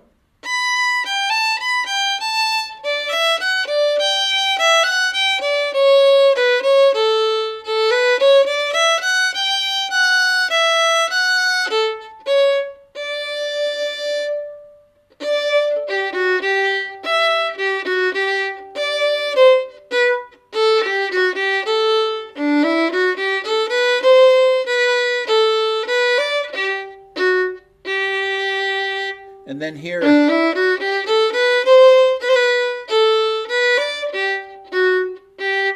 forgot the mordent again. Okay? And the kids love those mordents. I think it's totally great to do those. Okay? Now let's go to the minor section, or the second minuet. Incorporate the mordents throughout the section. Work on the fingering and string crossing in measure 5. Oh, this is the one I was talking about. That's like Gavotte in G minor.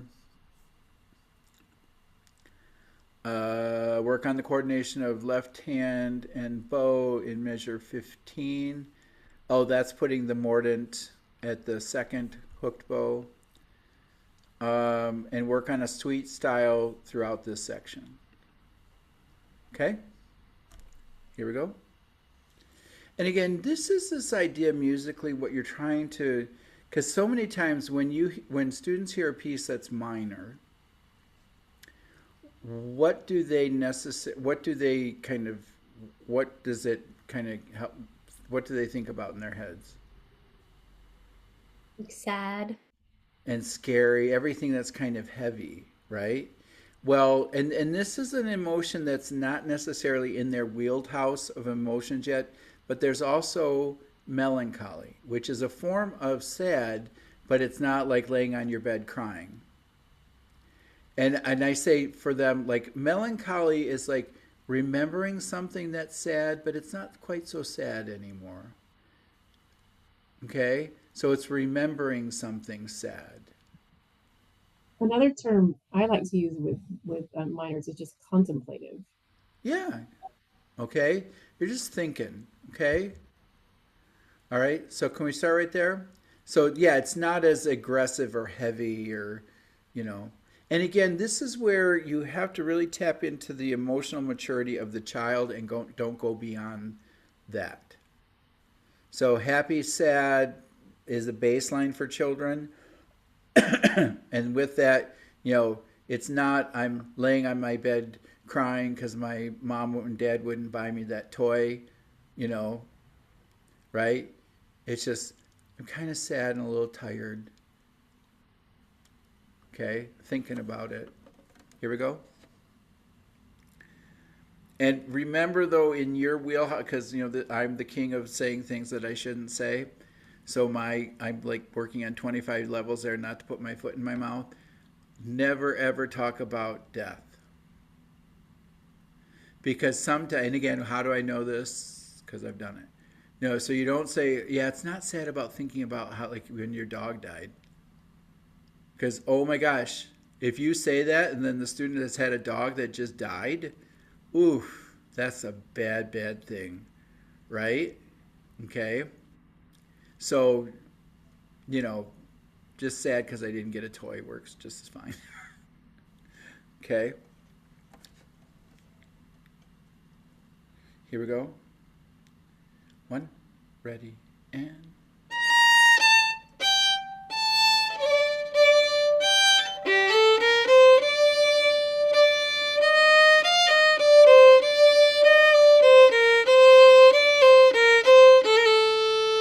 Lift.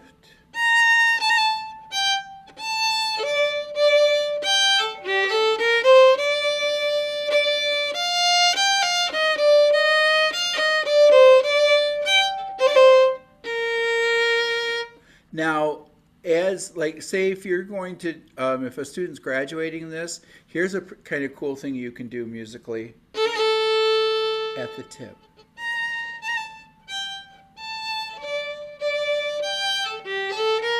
Then with this crescendo, go back to the middle. Okay?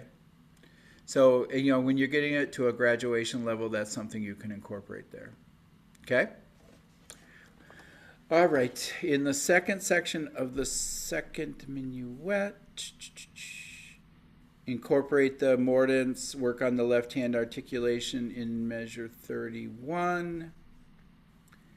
And we've already previewed the heck out of this part, so that's already done. Okay? Here we go.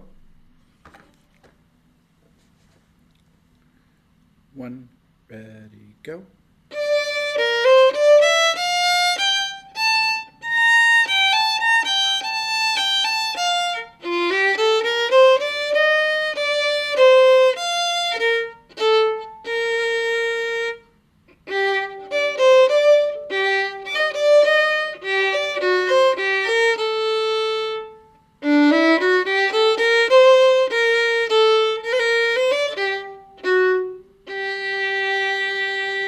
And see what's nice, when you finally incorporate that tricky part into that whole section, it's easy because you've spent a lot of time doing that. Okay? Now, teaching points, 3/4 time advanced finger pattern, allegretto con grazia with grace, da capo, dolce suite, fine, G major to G minor, mordents, and minuet form. Okay, any questions with that? No question about that. Just maybe you already said, just wondering, do you do differently for the repeats or every time do the mordents? The first time? When I first teach it with mordents the whole time. Okay. And then there's 2 times I would alter that. Maybe during graduation. But then definitely when a student does their graduation recital, I don't know if you guys remember this, but what I do is when a student finishes all 8 books,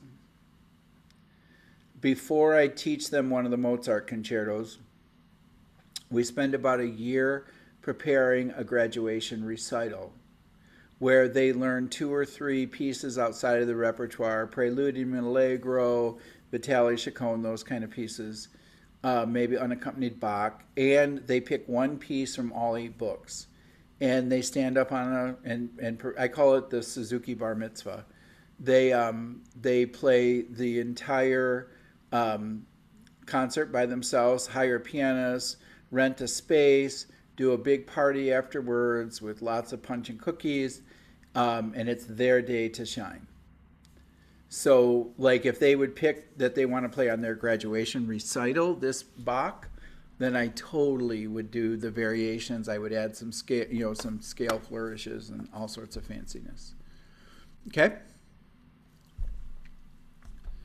I did it that way kind of as a self-preservation when my kids were little, and then I never stopped doing it.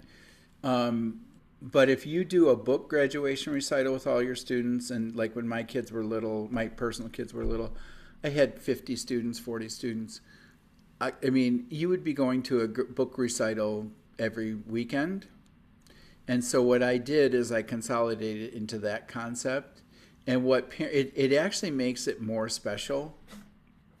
But if you were going to kind of blend the two, maybe do a book recital for book 1, and then do a graduation recital for all 8 books, something like that.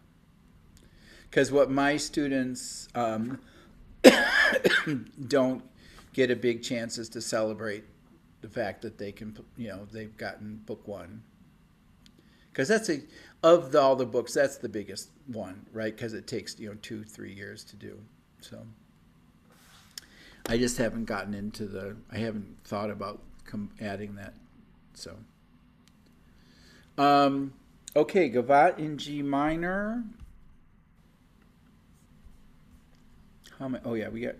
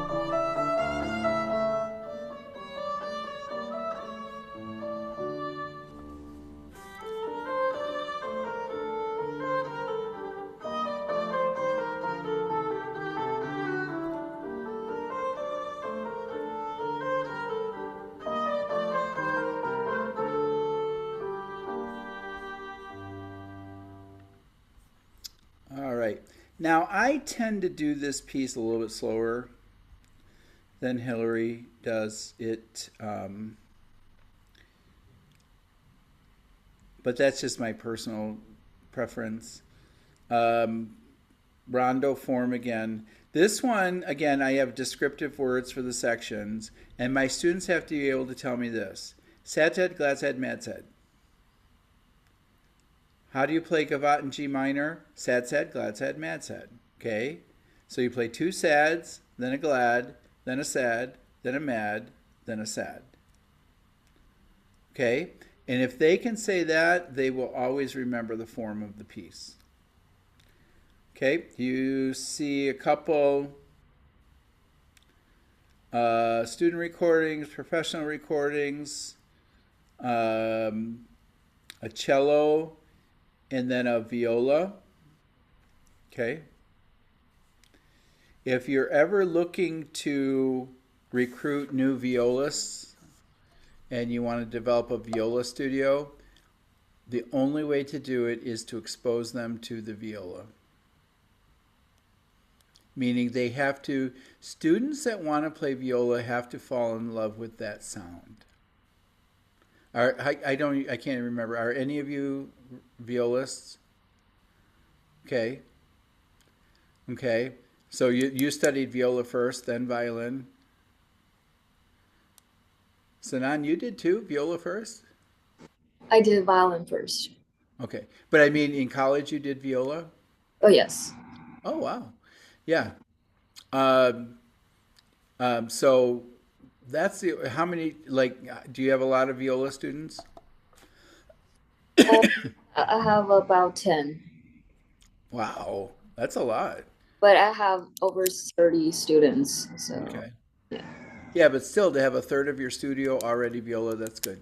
Just make sure you feature them, because that's the way you're going to build your violas, is it's only by having them, and if you don't, Anne, do you have any viola students? No, not currently. So, yeah. Yeah, that just, play for them, do a recital, or in group class, play your viola for them, and you'll get viola students. Because kids certain kids are more attracted to that kind of sound. So they will be naturally, like, we don't have anybody now on our staff here that's a violist first and a violinist second. So we don't have any viola students. We had enough for a group class at some points, but not now. So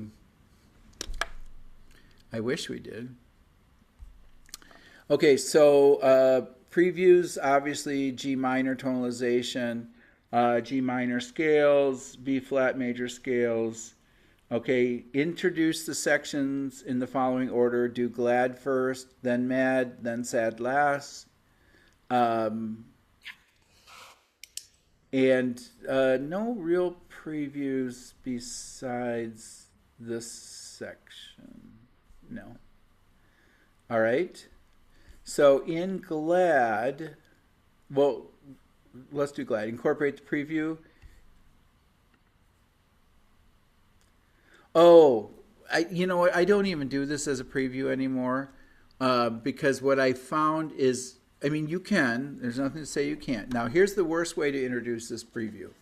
Okay, now, when we play this, don't play it like this. Because the student has never thought about that. And now all of a sudden you've introduced the wrong way for them to play it, and what's stuck in their ear. The wrong way to play it. So they're going to come back next week. So if you do that as a preview, say, okay, here's the preview.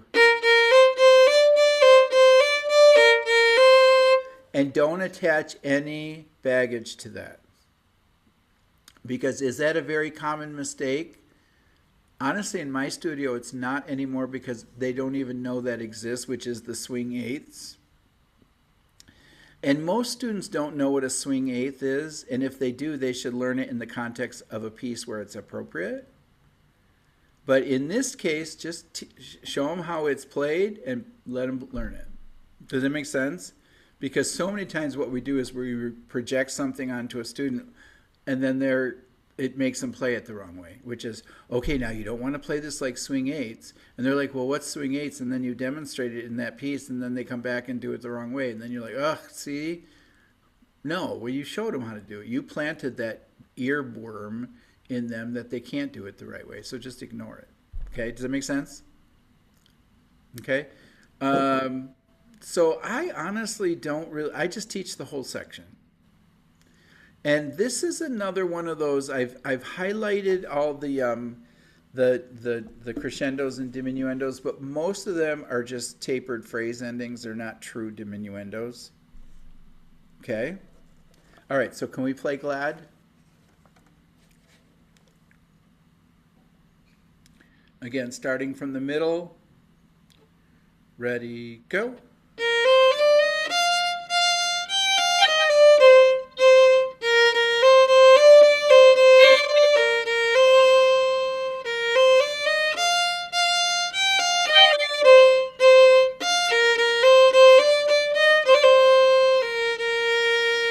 Good. Anne, can you mute?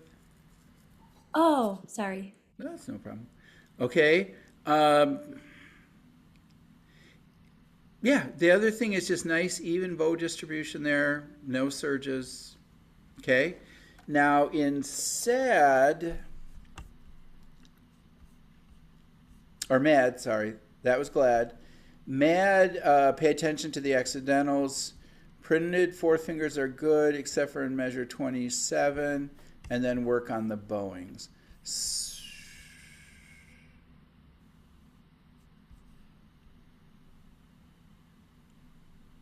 Yeah, so those are the fingerings that I use. Here I do teach that subito piano right away, because I tell this cute little story about, so you're mad because your mom won't let you have a piece of candy.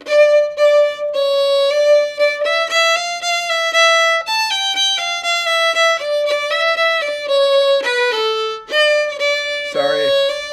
Oh no, right there, the mezzo forte. A lot of times too, I will switch that to a piano, because right there I'll say, and then you know when you get that look? Like if you say one more thing to mom, you're in big trouble, right? Everybody's got that look. So, you know.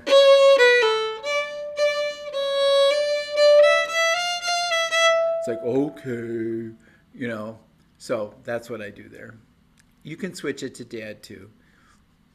I try to kind of rotate the mean parent, okay? Or the kitty cat.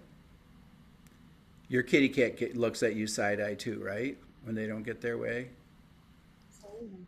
Yeah. I am so hooked on these Facebook reels with all of the... I don't have so many cat reels, but the dog ones. With like the bro that has the adopted dog and rescue dog, and he like... Have you ever seen those? There's one, the dog's called... What's it called? Cactus. Anyway, here we go. Let's do it mad. Ready, and...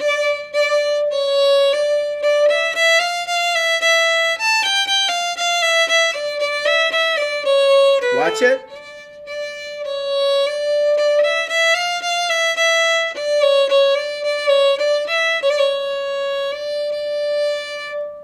Yeah. Okay. And then finally sad.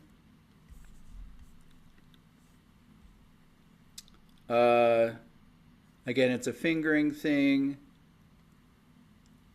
Open A on the mordant in measure 7, work on bows distribution. Okay, so what we're talking about here, and this again helps with the phrase endings, but little bow. So on those two bows, just make little bows so that we stay in the right part of the bow. Okay? So let's try it. Starting from the tipish side of the middle. Ready, go.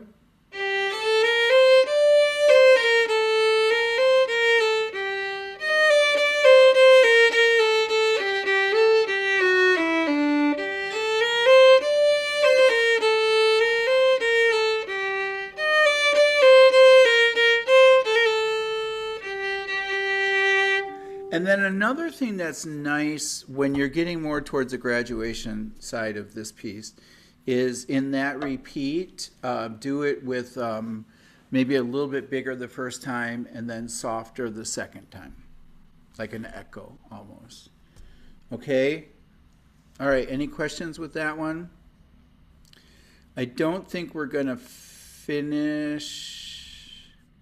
Let me go through so advanced bowing technique and distribution, Allegro cut time, Allegretto dynamics, matching 4 to the open string. Again, that's huge in this piece. All of these opens with 4s to match the pitch and rondo form. Let's get started on Humoresque, and then we can finish it up next week. Okay? Next week, I think we do the rest of the book. Believe it or not. Okay?